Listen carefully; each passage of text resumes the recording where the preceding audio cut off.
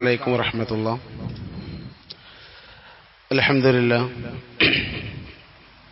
الحمد لله رب العالمين، نحمده ونستعينه ونؤمن به ونتوكل عليه، ونعوذ بالله من شرور أنفسنا ومن سيئات أعمالنا، من يهدي الله فلا مضل له ومن يضلل فلا هادي له، وأشهد أن لا إله إلا الله وحده لا شريك له، وأشهد أن محمدا عبده ورسوله أرسله بالهدى ودين الحق ليظهره على الدين كله ولو كره المشركون.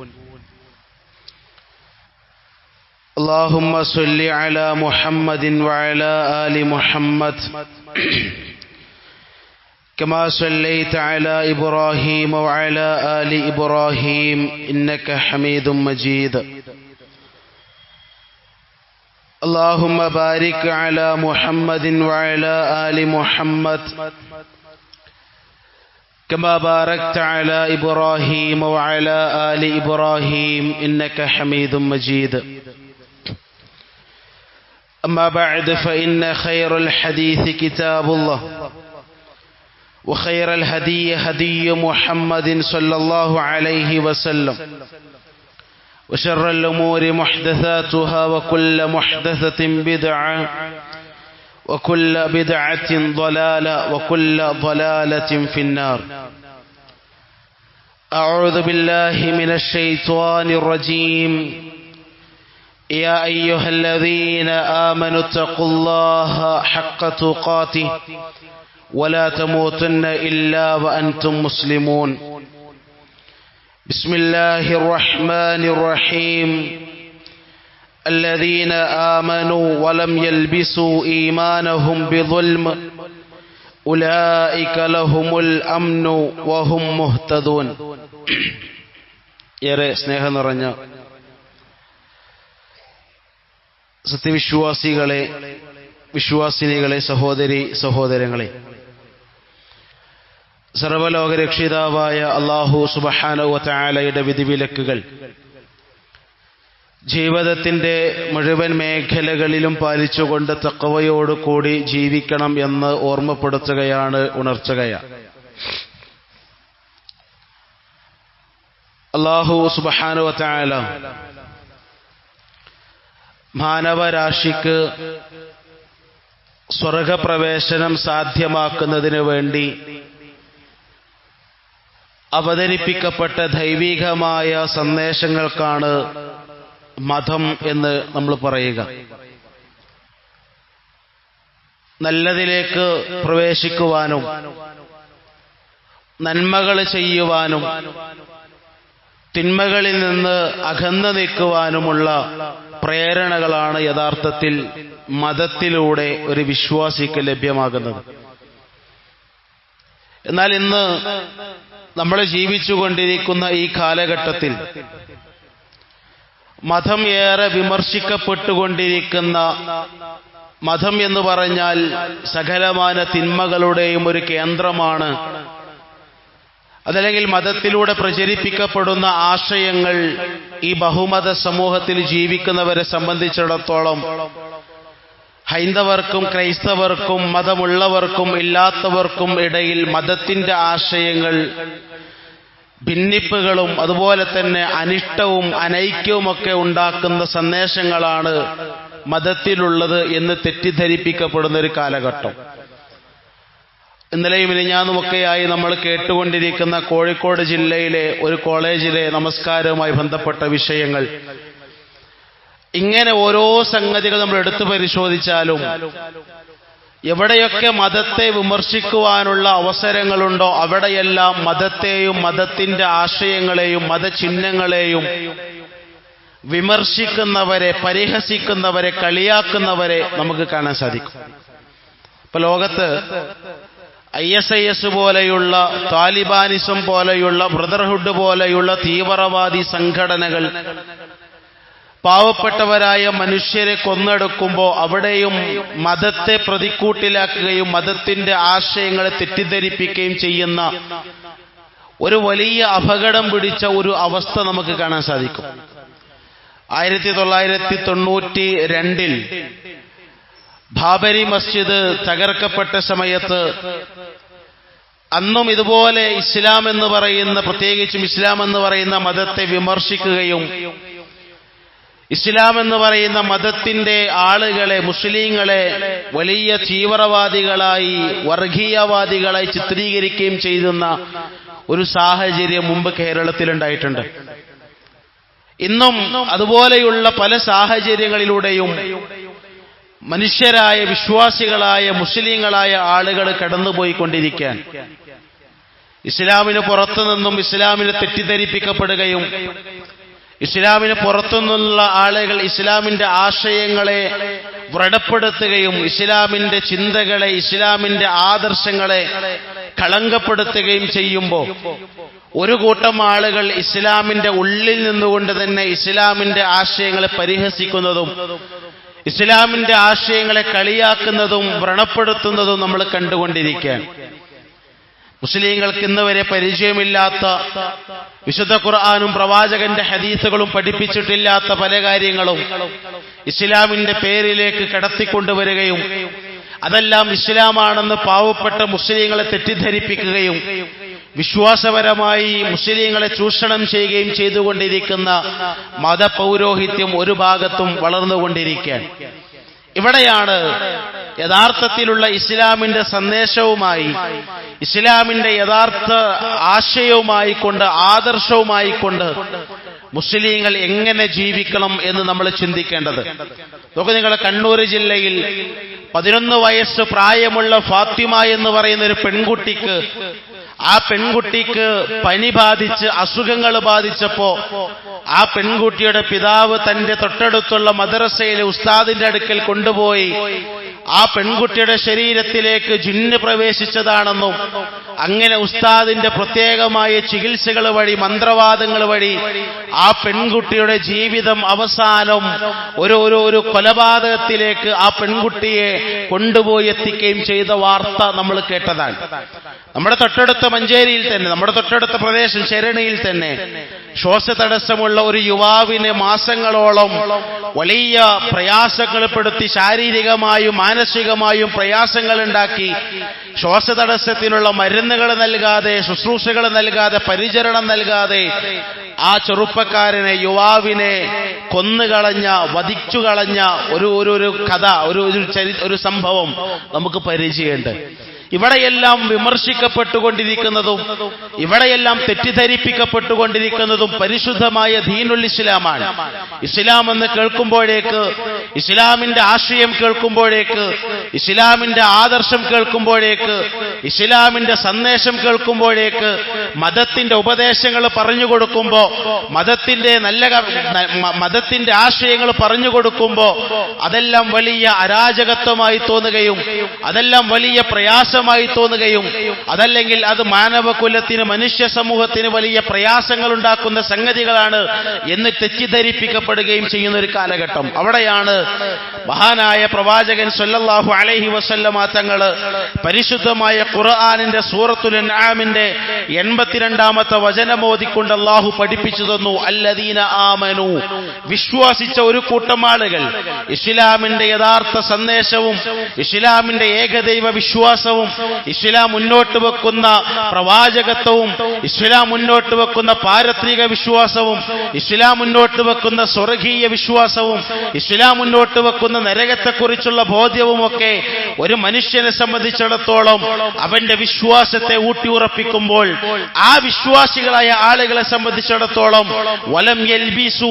ഈമാനഹും ബിദുൽമ്, വിശ്വാസത്തിലേക്ക് അക്രമത്തെ കലർത്താത്ത ആളുകൾ, വിശ്വാസത്തിലേക്ക് ളുൽമ കലർത്താത്തവർ, വിശ്വാസത്തിലേക്ക് ശിർക്കിനെ കലർത്താത്തവർ, ഉലൈക ലഹുമുൽ അംനു വഹും മുഹ്തദൂൻ, അവർക്കാണ് നിർഭയത്വമുള്ളത്, അവർക്കാണ് സന്മാർഗമുള്ളത്, അവർക്ക് സന്തോഷമാണ്. പേടിയില്ലാതെ ഭയപ്പാടില്ലാതെ ഇസ്ലാമിന്റെ സന്ദേശങ്ങൾ കേൾക്കുമ്പോ പേടിപ്പെടുത്തുന്ന അവസ്ഥകളില്ലാതെ, ഇസ്ലാമിന്റെ സന്ദേശങ്ങൾ കേൾക്കുമ്പോ ഭയപ്പാടില്ലാതെ നിർഭയത്വത്തോടുകൂടെ സകലമാന തിന്മകളുടെയും ആധാരമായി ഇസ്ലാമിനെ പരിചയപ്പെടുത്തുമ്പോ, എന്നാൽ അതെല്ലാം തെറ്റാണെന്നും ഇസ്ലാം എന്ന് പറഞ്ഞാൽ നിർഭയത്വത്തിന്റെ, സമാധാനത്തിന്റെ, ഏകദൈവ വിശ്വാസത്തിന്റെ മതമാണെന്ന് പറയുന്നവർ, ആ ആളുകളെ സംബന്ധിച്ചിടത്തോളം ഖുർആൻ പറഞ്ഞു ഉലൈക ലഹുമുൽ അംനു വഹും മുഹ്തദൂൻ, അവർക്ക് നിർഭയത്വമാണ്, അവർക്ക് ഹിദായത്തുണ്ട്, അവർ സന്മാർഗം പ്രാപിച്ചവരാ എന്ന് പരിശുദ്ധമായ ഖുർആൻ നമ്മളെ പഠിപ്പിച്ചു തരികയാണ്. അപ്പൊ യഥാർത്ഥ ഇസ്ലാം സ്വീകരിക്കുന്ന, ഇസ്ലാമിന്റെ യഥാർത്ഥ സന്ദേശം ഉൾക്കൊള്ളുന്ന, ഏകദൈവ വിശ്വാസം ഉൾക്കൊള്ളുന്ന, പടച്ചറബിനെ മാത്രം ആരാധിക്കുന്ന, അവനോട് മാത്രം സഹായം തേടുന്ന, അവനോട് മാത്രം ഇസ്തിഗാസ നടത്തുന്ന, അവനോട് മാത്രം ഇസ്തിആനത്ത് നടത്തുന്ന, അവനിലേക്ക് മാത്രം കൈകൾ ഉയർത്തുന്ന ഏതൊരു മനുഷ്യനും മതം എന്ന് പറഞ്ഞാൽ നിർഭയത്വമാണ്. മതം എന്ന് പറഞ്ഞാൽ അതിലൂടെ അവർക്ക് സമാധാനമാണ്. മതം എന്ന് പറഞ്ഞാൽ അവർക്കതിലൂടെ ഒരു ആശ്വാസമാണ്, അവർക്ക് സന്തോഷമാണ്, അവർ സന്മാർഗം പ്രാപിച്ചവരാ എന്ന് ഖുർആൻ പഠിപ്പിച്ചു. നോക്ക് നിങ്ങൾ. എന്നാൽ ഇതൊക്കെ പഠിപ്പിച്ചെന്നപ്പോ ഇസ്ലാമിന്റെ ഏകദൈവ വിശ്വാസം ഉൾക്കൊണ്ടാൽ അവർക്ക് ഇന്ന പ്രത്യേകതകളുണ്ട്, അവർക്ക് നിർഭയത്വമാണ്, അവർക്ക് സന്തോഷമാണ്, അവർ സന്മാർഗികളാണ് എന്നൊക്കെ വിശുദ്ധ ഖുർആൻ പഠിപ്പിക്കുമ്പോഴും ആ വിശുദ്ധ ഖുർആനിന്റെ അനുയായികളായിക്കൊണ്ട് ഇന്ന് സമൂഹത്തിലേക്ക് പ്രവേശിക്കുന്ന മുസ്ലിം സമൂഹത്തിന്റെ അവസ്ഥ നമ്മളൊന്ന് പരിശോധിച്ചു നോക്കണം. ആറ്റുനോറ്റ് വലിയ സ്വപ്നങ്ങൾ നെയ്തെടുത്ത് വർഷങ്ങളോളം കാത്തിരുന്ന് അവന്റെ അധ്വാനത്തിന്റെ ഏറ്റവും വലിയ ഫലമായിക്കൊണ്ട് ഒരു വീടുണ്ടാക്കുമ്പോൾ പോലും ആ വീടിന്റെ കന്നിമൂല നിശ്ചയിക്കുകയും കന്നിമൂലയിൽ കുടിയിരിക്കുന്ന പിശാചിനെ കുടിയൊഴിപ്പിക്കുവാൻ മന്ത്രവാദികളെയും അതുപോലെ തന്നെ പൗരോഹിത്യത്തെയും തങ്ങന്മാരെയും ഷെയ്ഖുമാരെയും ഹോജമാരെയും കൊണ്ടുവന്ന് അവരുടെ പ്രത്യേകമായ ചികിത്സകൾ നടത്തി കന്നിമൂലയിലുള്ള പിശാചിന്റെ ഉപദ്രവം തന്റെ കുടുംബത്തിനോ സാമ്പത്തികമായ സ്രോതസ്സിനോ ബാധിക്കരുത് എന്ന ചിന്തയോടുകൂടെ ശിർക്കൻ വിശ്വാസത്തെ ഇസ്ലാമിലേക്ക് കടത്തിക്കൂട്ടിക്കൊണ്ടുവരുന്ന ഒരു വിഭാഗത്തെ നമുക്ക് കാണാൻ സാധിക്കും. ഒന്ന് ആലോചിച്ചു നോക്ക്. ഒരു മനുഷ്യൻ എന്റെ നാട്ടിൽ, മഞ്ചേരിക്കടുത്ത് പാപ്പിനിപ്പാറ എന്ന് പറയുന്ന എന്റെ നാട്ടിൽ ഒരു സുഹൃത്ത്, പ്രവാസിയായ ഒരു മനുഷ്യൻ, അദ്ദേഹത്തിന്റെ വീടിന്റെ തൊട്ടു മുൻഭാഗത്തുണ്ടായിരുന്ന കിണർ പൊളിച്ചു മാറ്റിയാണ്. ആ കിണർ പൊളിച്ചു മാറ്റി. എന്തേ കാരണം? വീട്ടിൽ സന്തോഷമില്ല, സാമ്പത്തികമായ വലിയ ഒരു സുരക്ഷിതത്വം അദ്ദേഹത്തിന് അനുഭവപ്പെടുന്നില്ല. അപ്പോഴാണ് ഏതൊരു തങ്ങൾ പറഞ്ഞുകൊടുത്ത്, വീടിന്റെ മുൻവശത്തുള്ള കിണറുണ്ടല്ലോ, ആ കിണർ നിനക്കൊരു ദുശകുനമാണ്, അത് അവിടെ നിന്ന് മാറ്റണം. ആ മനുഷ്യൻ ആ കിണർ പൊളിച്ചു മാറ്റി. കഴിഞ്ഞ 8 വർഷങ്ങളായി തുടർച്ചയായി ഓരോ വർഷവും ആ വീട്ടിനുള്ളിൽ ഒരു കന്നുകാലിയെ അറുത്ത് അതിന്റെ മാംസം കൊണ്ട്, അതിന്റെ രക്തം കൊണ്ട് ആ വീടിന്റെ അകത്തളം മുഴുവൻ തുടച്ചു വൃത്തിയാക്കുന്ന മുസ്ലിമായ ഒരു മനുഷ്യൻ. ആ മനുഷ്യന്റെ വിശ്വാസത്തിലേക്ക് ഈ ശിർക്കൻ വിശ്വാസം കടന്നു വന്നത് എങ്ങനെയാണ്? ആ മനുഷ്യന്റെ വിശ്വാസത്തിലേക്ക്, ആ മുസ്ലിമായ മനുഷ്യന്റെ വിശ്വാസത്തിലേക്ക് ഈ രൂപത്തിലുള്ള ശിർക്കൻ വിശ്വാസം കടന്നു വന്നത് എവിടുന്നാണ്? അതുകൊണ്ട് ആ വിശുദ്ധ ഖുർആൻ പറഞ്ഞത് അല്ലദീന ആമനു, വിശ്വാസിച്ച ഒരു കൂട്ടം ആളുകൾ. അവരുടെ പ്രത്യേകത എന്താ? വലം യൽബിസു ഈമാനഹും ബിദുൽമ്, വിശ്വാസത്തിൽ ശിർക്ക് കലർത്താത്തവർ, വിശ്വാസത്തിലേക്ക് അക്രമത്തെ കലർത്താത്തവർ.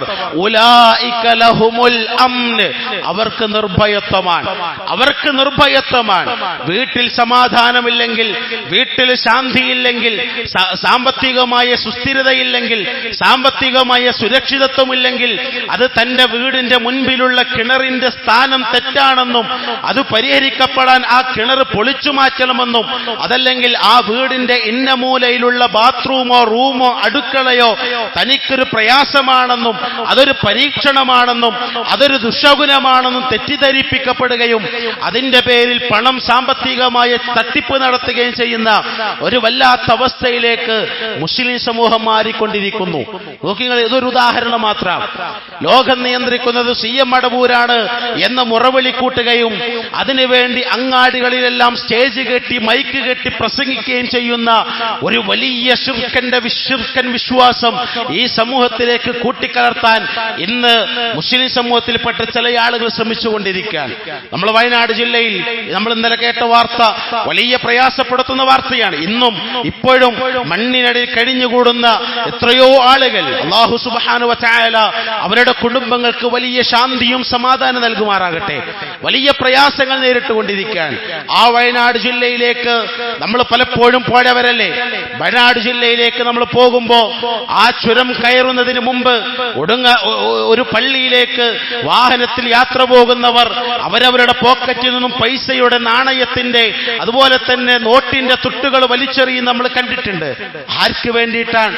ആ പള്ളിയുടെ ചാരയുള്ള ഖബറിൽ കിടക്കുന്ന മഖബറയിൽ കിടക്കുന്ന ഷെയ്ഖിന്റെ ബറക്കത്ത് കൊണ്ട് ഇനി ഞങ്ങൾ കയറാൻ പോകുന്ന ചുരത്തിൽ ഞങ്ങൾക്ക് അപകടങ്ങൾ ഉണ്ടാകരുത് എന്ന് വിശ്വസിച്ചുകൊണ്ട് ആ പള്ളിയുടെ സമീപമുള്ള മക്കാമിലേക്ക് നാണയത്തുട്ടുകൾ വലിച്ചെറിയുന്ന മുസ്ലിങ്ങളെ നമ്മൾ കണ്ടിട്ടില്ലേ? നാട്ടുകൽ ജാരം നമുക്കറിയാം. ഹൈവേയുടെ വികസനത്തിന്റെ ഭാഗമായി ഈ ജാരം പൊളിച്ചു നീക്കണമെന്ന് പറയുമ്പോ ഇല്ല, ആ ജാറത്തിനപ്പുറത്തുള്ള പള്ളി പൊളിച്ചു നീക്കിയാലും ശരി ഈ ജാറത്തെ തൊടാൻ സമ്മതിക്കില്ല എന്ന് പറഞ്ഞ് ജാറ വ്യവസായത്തിലേക്ക് ഖബർ വ്യവസായത്തിലേക്ക് മുസ്ലിം സമൂഹത്തെ കൊണ്ടുപോയി എത്തിച്ചത് നമ്മൾ കണ്ടുകൊണ്ടിരിക്കുകയാണ്. ഇതൊറ്റപ്പെട്ട സംഭവമല്ല. ഇന്ത്യയിലുടനീളമുള്ള ഉയർത്തപ്പെട്ട ഖബറുകൾ മുഴുവൻ നമ്മൾ പരിശോധിച്ചാൽ അജ്മീരിലും നാഗൂറിലും മുത്തുപ്പേട്ടയിലും ഉള്ളാളത്തും മുനമ്പത്തും മമ്പുറത്തും ഒക്കെ നടന്നുകൊണ്ടിരിക്കുന്ന ചൂഷണങ്ങൾ എങ്ങനെയാ പ്രിയപ്പെട്ടവരെ ഒരു മുസ്ലിമിന് അംഗീകരിക്കാൻ കഴിയുക? എങ്ങനെയാ പ്രിയപ്പെട്ടവരെ വിശുദ്ധ ഖുർആന്റെ ആയത്ത് പറഞ്ഞതുപോലെ വിശ്വാസത്തിൽ ശിർക്ക് കലർത്താത്ത ആളുകൾക്ക് സമാധാനമുണ്ടെന്ന് പറയുമ്പോ ഈ ശിർക്കൻ വിശ്വാസം ജീവിതത്തിലേക്ക് പകർത്തിക്കൊണ്ടിരിക്കുന്ന ആളുകൾക്ക് അവരുടെ ജീവിതത്തിന്റെ ഏത് ഘട്ടത്തിലാ പറയാൻ സാധിക്കുക? ഇല്ല, എനിക്കെന്റെ റബ്ബ് വിധിച്ചത് മാത്രമാണ്, എനിക്കെന്റെ റബ്ബിന്റെ തീരുമാനങ്ങൾ മാത്രമാണ് എന്റെ ജീവിതത്തിൽ സംഭവിക്കുക എന്ന് പറയാൻ ഈ ആളുകൾക്ക് സാധിക്കുമോ? അള്ളാഹുവിന് പുറമെ സഹായിക്കുവാനും പ്രയാസങ്ങൾ മാറ്റിത്തരാനും തന്റെ പ്രതിസന്ധികൾ കേൾക്കാനും പരിഹാരങ്ങൾ നിർദ്ദേശിക്കാനും എന്റെ പ്രാർത്ഥനകൾ കേൾക്കാനും എന്റെ സഹായത്തേട്ടങ്ങൾ കേൾക്കാനും മരണപ്പെട്ടവർക്ക് സാധിക്കുമെന്ന് വിശ്വസിക്കുന്ന ആളുകൾക്ക് ആ ആളുകൾക്ക് പറയാൻ കഴിയോ എന്റെ വിശ്വാസം കൊണ്ട് എനിക്ക് നിർഭയത്വമുണ്ട് എന്ന് പറയാൻ കഴിയോ? അള്ളാഹുവിനെ ഇഷ്ടപ്പെടുന്നത് പോലെ അള്ളാഹുവിൽ പങ്കു ചേർക്കുന്നവർ ഇഷ്ടപ്പെടുന്ന ആളുകൾ, അള്ളാഹുവിന്റെ കൽപ്പനകൾ അനുസരിക്കുന്നത് പോലെ പടച്ച റബ്ബിൽ പങ്കു ചേർക്കുന്ന അവരുടെ ശുറക്കാകളുടെ പങ്കുകാരുടെ കൽപ്പനകളെ അനുസരിക്കുന്നവർ, അള്ളാഹുവിന്റെ സിഫത്തുകളും അള്ളാഹുവിന്റെ നാമങ്ങളും അള്ളാഹുവിന്റെ ഗുണങ്ങളും എല്ലാം വിശ്വസിക്കുന്നത് പോലെ പടച്ച റബ്ബിന്റെ സൃഷ്ടികളിലും മഹാന്മാരായ ആളുകൾക്കും ഇന്ന ഇന്ന ഗുണങ്ങളുണ്ട് എന്ന് വിശ്വസിക്കുന്നവർ ലോകത്തെ നിയന്ത്രിക്കുന്നത് ആരാണ് എന്ന് മക്കയിലെ മുശ്രിക്കുകളോട് ചോദിക്കുമ്പോ വമൻ യുദബ്ബിറുൽ അംർ, ആരാണോ ഭൂമിയിലെ കാര്യങ്ങൾ നിയന്ത്രിക്കുന്നത്, ഈ പ്രപഞ്ചത്തിന്റെ കാര്യങ്ങൾ നിയന്ത്രിക്കുന്നതാരാ എന്ന് പ്രവാചകരെ നിങ്ങൾ ചോദിക്കുമെന്ന് വിശുദ്ധ ഖുർആനോട് അള്ളാഹു പറഞ്ഞില്ലേ? ആ ചോദ്യത്തിന് മക്കയിലെ മുശ്രിക്കുകൾ മറുപടി പറഞ്ഞതുപോലെ വമൻ യുദബ്ബിറുൽ അംർ, ആരാ കാര്യങ്ങളെ നിയന്ത്രിക്കുന്നതെന്ന് ചോദിക്കുമ്പോ അള്ളാഹുവാണ് കാര്യങ്ങളെ നിയന്ത്രിക്കുന്നത് എന്ന് പറയേണ്ടതിന് പകരം പടച്ച റബ്ബിന്റെ സൃഷ്ടികളും അള്ളാഹുവിന്റെ ഈ പ്രപഞ്ചത്തെ നിയന്ത്രിക്കുന്നു എന്ന് പറയുന്നവർ, ആ ആളുകൾക്ക് പറയാൻ കഴിയോ ഞങ്ങളുടെ വിശ്വാസം കൊണ്ട് ഞങ്ങൾക്ക് വലിയ നിർഭയത്വമുണ്ട് എന്ന്? ആ ആളുകൾക്ക് പറയാൻ കഴിയോ ഞങ്ങളുടെ ഈ വിശ്വാസം കൊണ്ട് ഞങ്ങൾക്ക് സമാധാനമാണെന്നും ഞങ്ങളുടെ ഈ വിശ്വാസം കൊണ്ട് അതിലേക്ക് ശിർക്ക് കലർന്നിട്ടില്ല എന്നും അതുകൊണ്ട് തന്നെ ആ വിശ്വാസത്തിൽ ഞങ്ങൾക്ക് അമ്നുണ്ട് ഹിദായത്തുണ്ട് എന്ന് പറയാൻ ആ ആളുകൾക്ക് സാധിക്കുമോ? ഇല്ല. എന്തേ കാരണം? അള്ളാഹുവിന്റെ കൽപ്പനകളെ അവർ ധിക്കരിച്ചു എന്നാണ്. നോക്കൂ നിങ്ങൾ, വിശുദ്ധ ഖുർആൻ സൂറത്തുൽ ലുഖ്മാനിന്റെ 32-ാമത്തെ വചനം അല്ലാഹു പറയാ, മുശ്രിക്കുകളായ ആളുകൾ, മക്കയിലെ മുശ്രിക്കുകളായ ആളുകൾ സമുദ്രത്തിലൂടെ അവർ യാത്ര പോകുമ്പോ ഭീമാകാരമായ തിരമാലകൾ അവരുടെ കപ്പലുകളെ നശിപ്പിക്കുമായിരുന്നു. ആ സമയത്ത് അവർ വിളിച്ചു പ്രാർത്ഥിച്ചു, വൈദ ഗശിയഹും മൗജും ഖദ്ദുലലി ദഅഉല്ലാഹ മുഖ്ലിസീന ലഹുദ്ദീൻ, പടച്ച റബ്ബിന് കീഴ്പ്പെട്ടവരായി അള്ളാഹുവിന്റെ കൽപ്പനകൾ അനുസരിക്കുന്നവരായി പടച്ച റബ്ബിന്റെ ഏകത്വത്തെ അംഗീകരിക്കുന്നവരായി അവർ അള്ളാഹിനോട് പ്രാർത്ഥിച്ചു.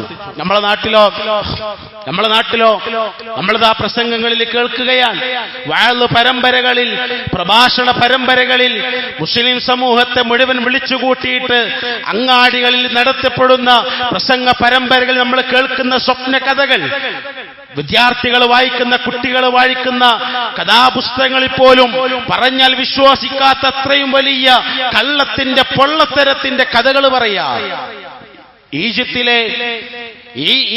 ഈജിപ്തിൽ നിന്നും ഒരു കപ്പല് യാത്ര പുറപ്പെടുകയാണ്. ആ കപ്പല് ആയിരക്കണക്കിന് ആളുകളെ, നൂറുകണക്കിന് ആളുകളെ വഹിച്ച കപ്പൽ ഇങ്ങനെ യാത്ര പോകുമ്പോ ആ കപ്പലിന് വലിയ തിരമാലകൾ, കപ്പലിനെ നശിപ്പിക്കുവാൻ വലുപ്പമുള്ള വലിയ തിരമാലകൾ വന്ന് ആ കപ്പലിലുള്ള ആളുകൾ വലിയ പ്രയാസത്തിലായി. ആ സമയത്ത് ആ കപ്പലിലുള്ള ഒരു ഷെയ്ഖ് ഒരു സ്വപ്നം കാണുകയാണ്. എന്താ സ്വപ്നം? മഹാനായ പ്രവാചകൻ സല്ലല്ലാഹു അലൈഹി വസല്ലമ തങ്ങള് ആ ഷെയ്ഖിന്റെ സ്വപ്നത്തിലേക്ക് കടന്നു വരികയും പ്രവാചകൻ ആ ഷെയ്ഖിനോട് പറഞ്ഞു, നിങ്ങൾ പേടിക്കണ്ട, ഈ കപ്പലിനെ ആടിയുലയുന്ന ഈ കപ്പലിനെ തടുത്തു നിർത്താൻ, പ്രയാസമനുഭവിക്കുന്ന ഈ കപ്പലിന്റെ പ്രയാസത്തെ ഇല്ലാതാക്കാൻ ഞാനിതാ അബൂബക്കർ സിദ്ദീഖിനെ പറഞ്ഞേക്കാം എന്ന് പ്രവാചകൻ തന്റെ സ്വപ്നത്തിൽ വന്ന് പറയുന്നു എന്നൊരു ഷെയ്ഖിന്റെ കഥ ഈ കേരളത്തിന്റെ മണ്ണിലെ വിശ്വാസികൾ കേട്ടതാണ്. അവളൊന്ന് ആലോചിച്ച് നോക്ക്, മക്കയിലെ മുശ്രിക്കുകൾ പോലും അള്ളാഹുവിനോട് നിഷ്കളങ്കരായി, പടച്ചറബിന് കീഴ്പ്പെട്ടവരായി, പടച്ചറബിന്റെ ഏകത്വം അംഗീകരിച്ചവരായി അവർ പ്രാർത്ഥിച്ച ഒരു സന്ദർഭം. അവർ പോകുന്ന കപ്പലിങ്ങനെ ആടിയുലയുമ്പോ ആ കപ്പലിലുള്ള കപ്പിത്താൻ പറയും, ഇനി ലാത്തയെയോ മനാത്തയെയോ ഉസ്സയെയോ ഹുബലിനെയോ വദ്ദിനെയോ സ്വായിനെയോ യഊസിനെയോ യഊക്കിനെയോ നസ്റിനെയോ നിങ്ങൾ വിളിക്കണ്ട, നിങ്ങൾക്ക് വിളിക്കാനുള്ളത് ആരെ മാത്ര? റബ്ബിനെ മാത്ര. അങ്ങനെ അവർ റബ്ബിനെ വിളിച്ചു. എങ്ങനെ വിളിച്ചു? ദഅവുല്ലാഹ മുഖ്ലിസീന ലഹുദ്ദീൻ, പടച്ച റബ്ബിന് കീഴ്പ്പെട്ടവരായിട്ട് അവര് പടച്ച റബ്ബിനെ വിളിച്ചു. അള്ളാഹു അവരെ രക്ഷപ്പെടുത്തി കരയിലേക്ക് അവരെ എത്തിച്ചു. എന്നാ നമ്മളെ നാട്ടിൽ ഇന്ന് പറഞ്ഞു നടക്കുന്ന കഥ എന്താ? ഇന്ന് പറഞ്ഞു നടക്കുന്ന കഥ എന്താ? അല്ലേ, മിസ്രയിൽ നിന്നും ഈജിപ്തിൽ നിന്നും പുറപ്പെടുന്ന, കെയ്റോയിൽ നിന്നും പുറപ്പെടുന്ന കപ്പല്, ആ കപ്പല് തിരമാലയിൽ ആടിയുലയുമ്പോ ആ കപ്പലിലുള്ള ആളുകൾ പടച്ച റബ്ബിനെ വിളിക്കുന്നതിന് പകരം മഹാനായ പ്രവാചകനെ വിളിച്ചപ്പോൾ ആ കപ്പലിലുള്ള ഷെയ്ഖിന്റെ സ്വപ്നത്തിലേക്ക് പ്രവാചകൻ വരികയും പ്രവാചകൻ ആ കപ്പലിനെ സഹായിക്കാൻ മഹാനായ അബൂബക്കർ സിദ്ദീഖ് റളിയല്ലാഹു അൻഹുവിനെ പറഞ്ഞേക്കുകയും ചെയ്തു എന്ന് പറയുകയും അത് വിശ്വസിക്കുകയും ചെയ്യുന്നവർ. അപ്പോൾ ആലോചിച്ച് നോക്ക്, എത്ര അപകടം പിടിച്ച വാദമാണ്. ഈ ആളുകൾക്ക് പറയാൻ കഴിയോ ഞങ്ങൾക്ക് ഞങ്ങളുടെ വിശ്വാസം കൊണ്ട് നിർഭയത്വമാണ്, അള്ളാഹുവിനോട് പ്രാർത്ഥിക്കാൻ, അള്ളാഹുവിനോട് സഹായം തേടാൻ, അള്ളാഹുവിലേക്ക് കൈകൾ ഉയർത്താൻ, അള്ളാഹുവിലേക്ക് പ്രതീക്ഷകൾ അർപ്പിക്കാൻ, പ്രയാസങ്ങളും പരീക്ഷണങ്ങളും ഉണ്ടാകുമ്പോ പടച്ച റബ്ബിനോട് സങ്കടങ്ങൾ പറഞ്ഞ്, പ്രയാസങ്ങൾ പറഞ്ഞ് ആ പ്രയാസം മാറ്റിത്തരാൻ പടച്ച റബ്ബിനോട് പ്രാർത്ഥിക്കാൻ ഈ ആളുകൾക്ക് ജീവിതത്തിൽ എപ്പോഴെങ്കിലും സാധിക്കുമോ? ഈ വിശ്വാസം വെച്ച് പുലർത്തുന്നവർക്ക് ഇല്ല. അവളൊന്ന് ആലോചിച്ച് നോക്ക്, കഴിഞ്ഞില്ല. എത്രയോ ഉദാഹരണങ്ങൾ വിശ്വാസി സമൂഹത്തിലേക്ക് ശിർക്ക് കടന്നു വരുന്ന എത്രയോ ഉദാഹരണങ്ങൾ നമ്മൾ കണ്ടുകൊണ്ടിരിക്കുകയാണ്. ഈ അടുത്ത് വളരെയേറെ ചർച്ചയ്ക്ക് വിധേയമായിട്ടുള്ള 2 പ്രസ്താവനകൾ നമ്മൾ കണ്ടു. ഒന്ന്, ഞാനൊരു രാഷ്ട്രീയ പാർട്ടി അനുകൂലിച്ചുകൊണ്ട് പറയല്ല, ഇന്ത്യൻ യൂണിയൻ മുസ്ലിം ലീഗിന്റെ സംസ്ഥാന ജനറൽ സെക്രട്ടറിയായി രാഷ്ട്രീയ കാര്യങ്ങളിൽ ഇടപെടുന്ന ഒരു മനുഷ്യൻ, അദ്ദേഹത്തിന്റെ ഒരു പ്രോഗ്രാമിൽ, ലീഗിന്റെ ഒരു സ്റ്റേജിൽ അദ്ദേഹം വെച്ച് നടത്തിയ ഒരു പ്രസംഗത്തിന്റെ ഒരു ഭാഗം മാത്രം എടുത്തുകൊണ്ട് അത് വലിയ പ്രയാസങ്ങൾ ഉണ്ടാക്കി എന്ന് കത്തയച്ച ഒരു കൂട്ടം ആളുകൾ. നമ്മൾ ആലോചിച്ച് നോക്ക്, അതിന്റെ അപകടം എത്രയാ. എന്താ അദ്ദേഹം പ്രസംഗിച്ച പ്രസംഗം? പടച്ച റബ്ബിനോട് തേടാൻ എന്തിനാണ് ഒരു ഇടയാളന്റെ ആവശ്യം? അങ്ങനെ ഒരു ഇടയാളന്റെ ആവശ്യമില്ല എന്ന് പറയുമ്പോ ആ വിശ്വാസം ഞങ്ങൾക്ക് അരോചകത്വമാണെന്നും ആ സംസാരം ഞങ്ങൾക്ക് പ്രയാസമാണെന്നും ഞങ്ങളുടെ വിശ്വാസത്തെ അത് വ്രണപ്പെടുത്തുന്നു, അതുകൊണ്ട് നടപടി സ്വീകരിക്കണം എന്ന് കത്തയക്കുകയും ചെയ്ത ഒരു യുവജന സംഘം പ്രവർത്തിക്കുന്ന ഈ കേരളത്തിൽ അവളൊന്ന് ആലോചിച്ച് നോക്ക്, എന്താ അദ്ദേഹം സംസാരിച്ച സംസാരം? പടച്ച റബ്ബിനോട് തേടാൻ എന്തിനാ ഒരു ഇടയാളന്റെ ആവശ്യം? പടച്ച റബ്ബിനോട് നേരിട്ട് പറഞ്ഞ പോലെ എന്തിനാ അതിനിടയിൽ ഒരു മീഡിയേറ്റർ, ഒരു മധ്യവർത്തി എന്തിനാ? ആ ചോദ്യം, ആ സംസാരം, ആ വാക്ക് ഞങ്ങളുടെ വിശ്വാസത്തെ വ്രണപ്പെടുത്തുന്നതാണ്. ഞങ്ങൾക്കത് അരോചകത്വമാണ്. അത് കേൾക്കുന്നതും പറയുന്ന വ്യക്തിയോടും ഞങ്ങൾക്ക് വിരോധമാണ് എന്ന് പരസ്യമായി പ്രഖ്യാപിച്ച ഒരു മുസ്ലിം സംഘടന. നമ്മൾ ആലോചിച്ച് നോക്ക്, പടച്ച റബ്ബിനെ കുറിച്ചല്ലേ ഈ പറയുന്നത്? പടച്ച റബ്ബിന്റെ ഒരു മനുഷ്യൻ, ഒരു അടിമ അള്ളാഹുമായിട്ടുള്ള ഏറ്റവും അടുത്ത ബന്ധത്തെക്കുറിച്ചല്ലേ ഈ പറയുന്നത്? ഞങ്ങൾക്കത് അരോചകത്വമാണെന്ന്, ഞങ്ങൾക്കത് വിദ്വേഷമാണ്, ഞങ്ങൾക്കത് പ്രയാസമാണ് എന്ന് പറയുന്നത് എത്ര അപകടമാണ്. നമ്മളൊന്ന് ആലോചിച്ച് നോക്ക്. രണ്ടാമത്തെ സംഭവമോ, ആ സംഭവത്തെ അടിസ്ഥാനപ്പെടുത്തി അതിന്റെ വിദ്യാർത്ഥി ഘടകം, ആ യുവജന സംഘത്തിന്റെ കീഴിലുള്ള വിദ്യാർത്ഥി ഘടകം ഒരു പോസ്റ്റർ ഇറക്കി. വിശുദ്ധ ഖുർആന്റെ ഒരു ആയത്തും ഇമാം ബുഖാരി ഉദ്ധരിച്ച ഒരു ഹദീസും ദുർവ്യാഖ്യാനിച്ചുകൊണ്ട് പടച്ച റബ്ബിനോട് സഹായം തേടാൻ, പടച്ച റബ്ബിലേക്ക് അടുക്കാൻ ഇടയാളന്മാരെ സ്വീകരിക്കാം എന്ന് പ്രഖ്യാപിച്ചുകൊണ്ട് ഒരു പോസ്റ്റർ ഇറക്കി. നമ്മളൊന്ന് ആലോചിച്ചു നോക്ക്. വിശ്വാസി സമൂഹത്തിലേക്ക്, മുസ്ലിം സമൂഹത്തിലേക്ക് ശിർക്ക് കടന്നു വരുന്ന വഴിയാണ്. കുഞ്ഞീദ് മദനിന്റെ തൗഹീദ് ഇസ്ലാമിന്റെ ജീവൻ എന്ന് പറയുന്ന ഒരു ചെറിയ പുസ്തകം, 70-72 പേജുള്ള ഒരു ചെറിയ പുസ്തകം. ആ പുസ്തകം ഏതൊരു മുജാഹിദ് മഹല്ലിലും ഏതൊരു മുജാഹിദ് പ്രവർത്തകന്റെ വീട്ടിലും നമ്മൾ കണ്ടതും വായിച്ചതുമായ ഒരു ചെറിയ പുസ്തകം, 72-73 പേജ് മാത്രമുള്ള ഒരു ചെറിയ പുസ്തകം, പഴയ പ്രിന്റഡ് സാധനം. ആ പുസ്തകത്തിൽ മഹാനായ കുഞ്ഞീദ് മദനി റഹ്മഹുല്ലാഹ് അദ്ദേഹം ഇസ്ലാമിന്റെ ജീവൻ എന്ന് പറഞ്ഞ് തൗഹീദിനെ പരിചയപ്പെടുത്തി. ആ തൗഹീദിന്റെ വിശ്വാസത്തെ, യഥാർത്ഥമായ ഏകദൈവ വിശ്വാസത്തെ, ഏകദൈവ ആരാധനയെ പരിചയപ്പെടുത്തിയിട്ട് മഹാനായ കുഞ്ഞീദ് മദനി റഹ്മഹുല്ലാഹ് അദ്ദേഹം എഴുതി വെക്കുന്ന ചില പോയിന്റുകളുണ്ട്. വിശ്വാസത്തിലേക്ക്, തൗഹീദിലേക്ക്, ഇസ്ലാമിന്റെ ഏകദൈവ ആരാധനയിലേക്ക് ശിർക്ക് കടന്നു വരുന്ന വഴികൾ ഏതൊക്കെയാണ് എന്ന് വിശദീകരിക്കുന്ന ഒരു ഭാഗം നമുക്ക് ആ പുസ്തകത്തിൽ കാണാൻ സാധിക്കും. എന്താ അതില് അദ്ദേഹം ഇങ്ങനെ പറയാ, ദിക്റുകളും ഔറാദുകളും ദുആകളും പ്രാർത്ഥനകളിലുമൊക്കെ ശിർക്കുകൾ കടന്നു വരാനുള്ള സാധ്യതകളുണ്ട് എന്നൊക്കെ പറഞ്ഞ് അതിനെല്ലാം വളരെ ഉത്തമമായ ഉദാഹരണങ്ങൾ കൊടുത്ത് വിശുദ്ധ ഖുർആന്റെ ആയത്തുകൾ ഉദ്ധരിച്ചുകൊണ്ട് അത്തരത്തിലുള്ള തെറ്റായ വിശ്വാസത്തെ ഖണ്ഡിച്ചുകൊണ്ട് അദ്ദേഹം ഇങ്ങനെ എഴുതി വന്നിട്ട് അതിലൊരു വിഷയം അദ്ദേഹം പറയാ, തവസ്സുൽ. ആ തവസ്സുൽ വഴി മുസ്ലിങ്ങളിലേക്ക് ശിർക്ക് കടന്നു വരാനുള്ള സാധ്യതകളുണ്ട് എന്ന് അദ്ദേഹം ഇന്നിങ്ങനെ വിശദീകരിക്കുകയാണ്. വിശുദ്ധ ഖുർആന്റെ ആയത്തുകളും പ്രവാചകന്റെ ഹദീസുകളും ഉദ്ധരിച്ചുകൊണ്ട് തവസ്സുൽ എന്ന വിഷയത്തിൽ എവിടെയൊക്കെയാണ്, ഏതൊക്കെ രൂപത്തിലാണ് വിശ്വാസികൾക്കിടയിലേക്ക് ശിർക്ക് കടന്നു വരാൻ സാധ്യതയുള്ളത് എന്ന് അദ്ദേഹം വിശദീകരിക്കുന്നുണ്ട്.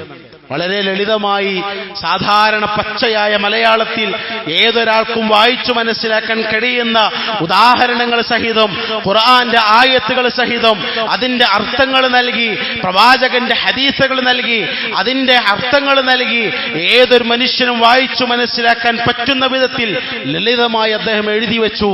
വിശ്വാസത്തിലേക്ക് ശിർക്ക് കടന്നു വരുന്ന ഒരു കാര്യമെന്ന് പറഞ്ഞാൽ അത് തവസ്സുലാണ്. ഈ പറഞ്ഞ ഇപ്പോഴത്തെ കാലഘട്ടത്തിൽ നമ്മൾ ചർച്ച ചെയ്യപ്പെടേണ്ടതും ആ തവസ്സുലാണ്.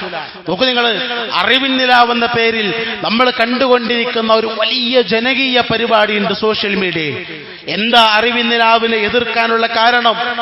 ആ അറിവിൻ നിലാവ് സംഘടിപ്പിക്കുന്നതിന്റെ സംഘാടകരോടോ അതിൽ കാശെടുക്കുന്നതിന്റെ പ്രഭാഷകനോടോ വ്യക്തിപരമായ ഒരു വൈരാഗ്യമോ ദേഷ്യമോ ഇല്ല. എങ്കിലും പറയട്ടെ പ്രിയപ്പെട്ടവരെ, എന്തേ അറിവിൻ നിലാവ് എതിർക്കപ്പെടാനുള്ള കാരണം? അദ്ദേഹം പറയുന്നതിൽ ഖുർആനിന്റെ ആയത്തുകൾ ഇല്ലാത്തത് കൊണ്ടാണോ? അദ്ദേഹം പറയുന്നതിൽ പ്രവാചകന്റെ ഹദീസുകൾ ഇല്ലാത്തത് കൊണ്ടാണോ? അദ്ദേഹം പറയുന്നതിൽ ഇസ്ലാമികമായ ചരിത്രങ്ങൾ ഇല്ലാത്തത് കൊണ്ടാണോ? അല്ല. പിന്നെന്ത് എതിർക്കാനുള്ള കാരണം എന്നറിയോ? ആ അറിവിൻ നിലാവ് എന്ന് പറയുന്ന പിന്നെ വിജ്ഞാനത്തിന്റെ ആ ഒരു സദസ്സ് അതാരംഭിക്കുമ്പോ അതിന്റെ തെഹ്മീദും സ്വലാത്തും ഒക്കെ ചൊല്ലിയിട്ട് ആ പ്രഭാഷകൻ അറിവിൻ നിലാവിന്റെ പ്രോഗ്രാം ആരംഭിക്കുമ്പോ ആ മനുഷ്യൻ ചൊല്ലിപ്പറയുന്ന ഒരു തവസ്സുൽ ബൈത്തുണ്ട്. ആരുടെ പേരിലാണ് ആ തവസ്സുൽ എന്നറിയോ?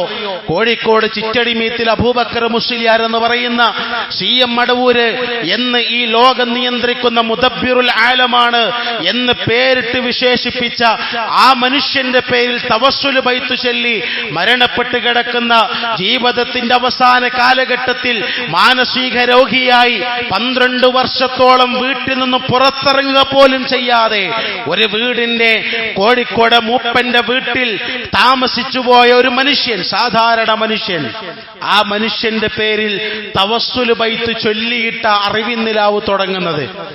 ആ അറിവിൻ നിലാവിന്റെ ക്ലാസുകൾ കേൾക്കാനും യൂട്യൂബ് വഴി സോഷ്യൽ മീഡിയ വഴി അത് കേൾക്കുന്നവർ അവരവരുടെ മൊബൈലിന്റെ മുമ്പിൽ പാത്രങ്ങളിൽ വെള്ളങ്ങൾ കൊണ്ടുവെക്കുന്നു, പാത്രങ്ങളിൽ ഭക്ഷണ പദാർത്ഥങ്ങൾ കൊണ്ടുവെക്കുന്നു, പഴവർഗ്ഗങ്ങൾ കൊണ്ടുവെക്കുന്നു. ആർക്ക് വേണ്ടി? മടവൂര് CM മടവൂരിന്റെ ബറക്കത്തുകൊണ്ട്, അവിടുത്തെ ഹക്കുജാ ബറക്കത്തുകൊണ്ട്, അവരുടെ സാന്നിധ്യം കൊണ്ട്, അവരുടെ മഹത്വം കൊണ്ട്, അവരുടെ ശ്രേഷ്ഠത കൊണ്ട് ഈ പഴവർഗ്ഗങ്ങൾ ിലൂടെ അതിന്റെ മഹത്വം ഞങ്ങൾക്ക് അനുഭവിക്കാൻ സാധിക്കുമെന്നും അങ്ങനെയുള്ള ഈ പഴവർഗ്ഗങ്ങളും പച്ചക്കറികളും ഈത്തപ്പഴവും വെള്ളവും കുടിച്ചാൽ ഞങ്ങളെ അസുഖങ്ങൾ മാറും എന്ന് വിശ്വസിക്കുന്നവർ. ഈ കാരണം കൊണ്ടാണ് നമ്മൾ അതിന് എതിർക്കപ്പെട്ടത്. ഈ കാരണം കൊണ്ട് അറിവിൻ നിലാവ് തെറ്റാണെന്നും അതിലേക്ക് ശിർക്ക് കടന്നു വരുന്നുണ്ടെന്നും ഈ കേരളത്തിന്റെ മണ്ണിൽ മുജാഹിദ് പ്രസ്ഥാനം പറഞ്ഞത്. നിങ്ങൾ എത്ര അപകടമാണ്! പടച്ച റബ്ബിലേക്ക് അടുപ്പിക്കാൻ ഒരു ഇടയാളനെ സ്വീകരിക്കുക, അള്ളാഹുവിലേക്ക് മനുഷ്യൻ അടുക്കുവാൻ, അള്ളാഹുവിലേക്ക് അള്ളാഹുവിന്റെ അടിമക്കടുക്കുവാൻ ഒരു ഇടയാളനെ സ്വീകരിക്കുക. മഹാനായ പ്രവാചകൻ സല്ലല്ലാഹു അലൈഹി വസല്ലം വിശുദ്ധ ഖുർആന്റെ ആയത്തോതി പഠിപ്പിച്ചില്ലേ? യാ അയ്യുഹല്ലദീന ആമനൂ, ഹേ സത്യവിശ്വാസികളെ, ഇത്തഖുല്ലാഹ്, നിങ്ങൾ അല്ലാഹുവിനെ സൂക്ഷിക്കണം, നിങ്ങൾ പടച്ച റബ്ബിന്റെ നിയമങ്ങൾ പാലിക്കണം, അള്ളാഹുവിനെ സൂക്ഷിച്ചുകൊണ്ട് നിങ്ങൾ ജീവിക്കണം. എന്നിട്ട് അള്ളാഹുവിന്റെ വിശുദ്ധ ഖുർആൻ പറയാണ് വബ്തഗൂ ഇലൈഹി അൽ വസീല. എന്നിട്ടോ നിങ്ങൾ എന്താ ചെയ്യണ്ടേ? അള്ളാഹിനെ സൂക്ഷിക്കണം, അള്ളാഹുവിനെ ഭയപ്പെടണം, പടച്ച റബ്ബിന്റെ നിയമങ്ങളും നിർദ്ദേശങ്ങളും പാലിക്കണം, സ്വർഗം നിങ്ങൾ ആഗ്രഹിക്കണം, നരകത്തിലേക്ക് പോകുന്നതിന് നിങ്ങൾ കാവൽ തേടണം എന്നൊക്കെയുള്ള കൽപ്പനകൾ നൽകിയിട്ട് പടച്ച റബ്ബിനെ കുറിച്ചുള്ള ബോധ്യം മനസ്സ് തന്നിട്ട് അള്ളാഹു പറയാ വബ്തഗൂ ഇലൈഹി അൽ വസീല. അള്ളാഹിലേക്കുള്ള മാർഗം, അള്ളാഹുവിലേക്ക് അടുക്കുവാനുള്ള മാർഗം നിങ്ങൾ സ്വീകരിക്കണം. അല്ലെ, അള്ളാഹിലേക്ക് അടുക്കണം എന്നാ ഖുർആൻ പഠിപ്പിച്ച്. അള്ളാഹുവിലേക്ക് നിങ്ങൾ അടുക്കണം. പക്ഷേ ആ അടുക്കുവാൻ എന്തിനാണ് ഒരു ഇടയാളൻ? വിശുദ്ധ ഖുർആന്റെ ചോദ്യമാണ്. അള്ളാഹിലേക്ക് അടുക്കാൻ അടിമക്ക് എന്തിനാണ് ഇടയാളൻ? അതാണ് വിശുദ്ധ ഖുർആൻ ചോദിച്ചത്. അലൈസല്ലാഹു ബികാഫിൻ അബ്ദ, പടച്ച റബ്ബിന്റെ അടിമകൾക്ക് അല്ല പോരെ, എന്തിനാ ഇടയിൽ ഒരു മീഡിയേറ്റർ, എന്തിനൊരു മധ്യവർത്തി, എന്തിനാ നമ്മുടെ കാര്യങ്ങൾ പടച്ച റബ്ബിനോട് പറഞ്ഞു കൊടുക്കാൻ എന്തിനാ ഒരു ഇടയാളന്റെ ആവശ്യം എന്ന് വിശുദ്ധ ഖുർആൻ ചോദിച്ചു. നിങ്ങൾ നോക്കി, ആ ചോദ്യത്തിനെയാണ്, വിശുദ്ധ ഖുർആന്റെ ആ ആയത്തിനെയാണ്, വിശുദ്ധ ഖുർആന്റെ ആ സന്ദേശത്തെയാണ്, വിശുദ്ധ ഖുർആൻ അങ്ങനെ പഠിപ്പിച്ചൊരു ഏകദൈവ വിശ്വാസത്തെയാണ് ഇന്ന് നമ്മളെ നാട്ടിലെ സമസ്തയുടെ യുവജന സംഘവും വിദ്യാർത്ഥി സംഘവും എതിർത്തത്. നിങ്ങൾ ആലോചിച്ച് നോക്ക്, എത്ര അപകടമാണത്! എത്ര ഗൗരവത്തോടു കൂടെ നമ്മൾ കേൾക്കേണ്ടതും പഠിക്കേണ്ടതുമായ വിഷയമാണ്. എന്തേ അതിനുള്ള കാരണം? നോക്കൂ നിങ്ങൾ, പ്രവാചകൻ സല്ലല്ലാഹു അലൈഹി വസല്ലമ തങ്ങള് അള്ളാഹുവിന്റെ വിശുദ്ധ ഖുർആനിന്റെ ഈ ആയത്തോതിയിട്ട് പഠിപ്പിച്ചു തരിക, പടച്ച റബ്ബിലേക്ക് നിങ്ങൾ അടുക്കണം. എങ്ങനെയാ റബ്ബിലേക്ക് അടുക്കുക? എങ്ങനെയാണ് ഇസ്ലാമിൽ തവസ്സുലുള്ളത്? ഏത് രൂപത്തിലാ തവസ്സുലുള്ളത്? ഞാൻ പെട്ടെന്ന് പറഞ്ഞ് അവസാനിപ്പിക്കാൻ. ഒന്നാമത്തെ രൂപം എന്ന് പറഞ്ഞാൽ പടച്ച റബ്ബിന്റെ പേരുകൾ ഉച്ചരിച്ചുകൊണ്ട്, അള്ളാഹുവിന്റെ അസ്മാഉകളും സിഫത്തുകളും ഉച്ചരിച്ചുകൊണ്ട് പടച്ച റബ്ബിനോട് പ്രാർത്ഥനയിലൂടെ അള്ളാഹിലേക്ക് അടുക്കുക. ഇസ്ലാം പഠിപ്പിച്ചെന്നതാ. നമ്മൾ സാധാരണ പ്രാർത്ഥിക്കുമ്പോൾ വിശുദ്ധ ഖുർആന്റെ പ്രാർത്ഥനകളൊക്കെ നോക്കി നിങ്ങൾ. വിശുദ്ധ ഖുർആൻ ഒരുപാട് പ്രാർത്ഥനകൾ മഹാന്മാരായ പ്രവാചകന്മാർ, അതുപോലെ തന്നെ ചില ആളുകളുടെ ഭാര്യമാർ നടത്തിയ പ്രാർത്ഥനകൾ, ആ പ്രാർത്ഥനകളെല്ലാം വിശുദ്ധ ഖുർആൻ വളരെ കൃത്യമായി പഠിപ്പിച്ചു തന്നു. എത്രയോ പ്രാർത്ഥനകൾ, 25 പ്രവാചകന്മാരുടെ പ്രാർത്ഥനകൾ ഖുർആനിലുണ്ട്. ആ പ്രാർത്ഥനകൾ മുഴുവൻ റബ്ബന അല്ലാഹുമ്മ എന്നിങ്ങനെ തുടങ്ങിയിട്ടുള്ള പ്രാർത്ഥനകളാണ്. പ്രവാചകൻ വിശുദ്ധ ഖുർആന്റെ ആയത്തോതിയിട്ട് അല്ലാഹ് പഠിപ്പിച്ചു തരികയാണ്. വിശുദ്ധ ഖുർആന്റെ ആയത്തിലൂടെ അല്ലാഹ് പഠിപ്പിച്ചു തരികയാണ്, ഇന്നലില്ലാഹി അസ്മാഉൽ ഹുസ്ന. അല്ലാഹുക്ക് അസ്മാഉൽ ഹുസ്നകളുണ്ട്. അല്ലാഹുവിന് ഒരുപാട് നാമഗുണ വിശേഷണങ്ങളുണ്ട്. ആ നാമഗുണ വിശേഷണങ്ങൾ ഉച്ചരിച്ചുകൊണ്ട് ഫദ്ഉ, ആ നാമഗുണ വിശേഷണങ്ങൾ കൊണ്ട്, അസ്മാഉൽ ഹുസ്നകൾ കൊണ്ട് നിങ്ങൾ പ്രാർത്ഥിച്ചോളീന. സൽക്കർമ്മങ്ങൾ ചെയ്തുകൊണ്ട്, യഥാർത്ഥ വിശ്വാസം സ്വീകരിച്ചുകൊണ്ട്, അള്ളാഹുവിന്റെ നാമഗുണ വിശേഷണങ്ങൾ ഉച്ചരിച്ചുകൊണ്ട് അള്ളാഹിലേക്ക് അടുക്കുക. അല്ലെ, ഇപ്പൊ ഞാന് മുസ്ലിമായ മുഅ്മിനായ ഒരു മനുഷ്യൻ, ആ മനുഷ്യൻ അള്ളാഹിലേക്ക് അടുക്കാനുള്ള ഒന്നാമത്തെ മാർഗം ഈ രൂപത്തിൽ പടച്ച റബ്ബിന്റെ നാമഗുണ വിശേഷണങ്ങൾ ഉച്ചരിച്ചു പ്രാർത്ഥിച്ചുകൊണ്ട് അമലു സ്വാലിഹാത്തുകൾ ചെയ്തുകൊണ്ട് അള്ളാഹിലേക്ക് അടുക്കല. അവിടെ എവിടെയാ മധ്യവർത്തി വരുന്നത്? അവിടെ ഒരു മധ്യവർത്തിയുടെ ആവശ്യമില്ല, നേരിട്ട് അള്ളാഹിനോടാണ്, നേർക്ക് നേരെ അള്ളാഹിനോടാ. അപ്പോഴാ പണ്ട് നമ്മളെ നാട്ടിലൊക്കെ പറഞ്ഞിരുന്നത്, അള്ളാഹ് എന്ന് പറഞ്ഞാൽ ഒരു വലിയ പവർ സ്റ്റേഷൻ പോലെ, അതിമൊന്ന് നേരിട്ട് കരണ്ട് എടുത്താൽ വീട്ടിലെ ഉപകരണങ്ങളൊക്കെ അടിച്ചു പോകുന്നത് പോലെ പടച്ച റബ്ബിനോട് നേരിട്ട് മുട്ടാൻ നമുക്ക് പറ്റൂല. എത്രയോ ഉദാഹരണങ്ങള്, എത്രയെത്ര സ്ഥലങ്ങളിലാ നമ്മുടെ ഈ കൊച്ചു കേരളത്തിലെ മതപുരോഹിതന്മാർ ഈ ഒരു സംഭവം പ്രസംഗിച്ച് നടന്നിരുന്നത്. നേരിട്ട് മുഖ്യമന്ത്രിയെ കാണാനുള്ളൊരു മനുഷ്യൻ പോയാൽ ആ മനുഷ്യന് നേരിട്ട് മുഖ്യമന്ത്രിയെ സമീപിക്കാൻ പറ്റുമോ? ഇല്ല. പിന്നെയോ അവൻ പഞ്ചായത്ത് ഭാരവാഹിയെ കാണുന്നു, ആ പഞ്ചായത്ത് ഭാരവാഹി ജില്ലാ പഞ്ചായത്തിലേക്ക് അവൻ അടുപ്പിക്കുന്നു, ജില്ലാ പഞ്ചായത്ത് ഭാരവാഹി ഏതെങ്കിലും ഒരു MLA വഴി മുഖ്യമന്ത്രിയുടെ പേഴ്സണൽ സ്റ്റാഫുകളിലേക്ക് ഈ സാധാരണക്കാരനെ കൊണ്ടുപോയി അടുപ്പിക്കുന്നു. അദ്ദേഹത്തിന്റെ പ്രത്യേകമായ റിക്വസ്റ്റ് പ്രകാരം മുഖ്യമന്ത്രിയെ കാണാനുള്ള അവകാശം നമുക്ക് കിട്ടുന്നു. ഇങ്ങനെയാണ് പടച്ചോന്റെ വഴിയിലേക്ക് പോകേണ്ടിയെന്നാ. പടച്ചോൻ എന്ന് പറഞ്ഞാൽ ഒരു പവർ സ്റ്റേഷൻ പോലെ എന്തോ ഒരു വലിയ സംഭവമാണെന്നും അതിലേക്ക് നേരിട്ട് മനുഷ്യർ കടുക്കാൻ പാടില്ല എന്നും പറഞ്ഞ് നടന്നിരുന്നൊരു സമുദായം. അവിടെ നിന്ന് വിശുദ്ധ ഖുർആൻ ആ വിശ്വാസത്തെ എതിർക്കുക ചെയ്ത്.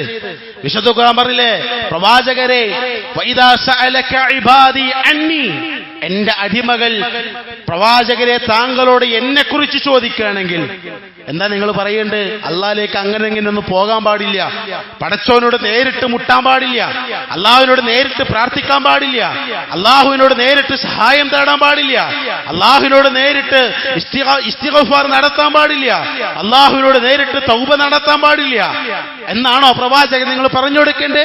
അല്ല, വഇദാ സഅലക ഇബാദി അന്നി ഫഇന്നി ഖരീബ് ഉജീബു ദഅവത ദാഇ ഇദാ ദഅാനി. ഖുർആൻ പഠിപ്പിച്ചില്ല, അല്ലാഹുവിനെ കുറിച്ച് എന്റെ അടിമകൾ പ്രവാചകരെ താങ്കളോട് ചോദിച്ചാൽ നിങ്ങൾ എന്താ പറയേണ്ടത്? ഫഇന്നി ഖരീബ്, ഞാൻ അവന്റെ സമീപസ്ഥനാണ്, ഞാൻ ആ അടിമയുടെ സമീപസ്ഥനാണ്. അതുകൊണ്ട് എന്ത് ചെയ്യണം?